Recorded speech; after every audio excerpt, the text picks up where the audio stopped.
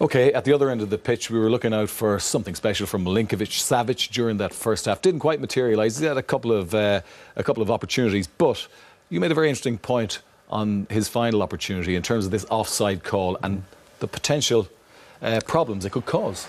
Yeah, it's a decent ball in, and yeah, it's a great skill for a guy of his height. The agility and the way he manages to get the ball on target was simply exceptional. But the flag went up. We see it in the replay now.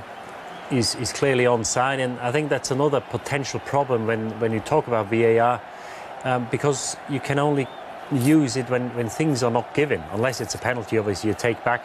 Because the flag is up in the goal, even if it goes in, it probably wouldn't have stood, because the keeper could always say the flag was up and I didn't save that ball. So maybe they instructed the linesmen to keep the flag down longer if they're not sure to. Well, keep they are. It down. That is a very specific instruction that has been given by Kalina to the referees at this tournament, not to flag in tight offside positions for exactly the reason that you've pointed out, because the keeper could say, well, I stopped because the flag went up, and therefore VAR wouldn't come into play. I mean, it's a tricky no, one, it is very tricky, but then you could have situations where you play on for half a minute, 40 seconds, or even a minute, and then you have to go back and say, well, actually, it was offside. And, we talk about making because there will be a situation in this World Cup, I suppose, where an offside position is given when it wasn't offside, and it doesn't need to be a goal, because it could be 30 yards in front of goal where the guy runs towards the goal one-on-one, where he's been flagged offside where he wasn't.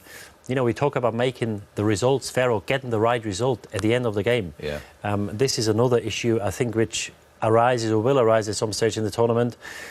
Does it actually do that? Yeah, it's another interesting area, Keith, because first of all, they're asking the linesmen to unlearn what they've learned, or assistant referees as they're called these days, so old-fashioned. But anyway, I mean, it's their instinct to flag in very tight offside positions, and more often than not, in fairness to assistant referees, they get it right. On that occasion, he got it wrong. No, he got it wrong. Gamboa came out from right back. We was playing Milinkovic-Savic on. It's so tight, isn't it? But in terms of that, having to wait for that split second just to give yourself that little bit of breathing ground and use VAR in the right capacity is imperative.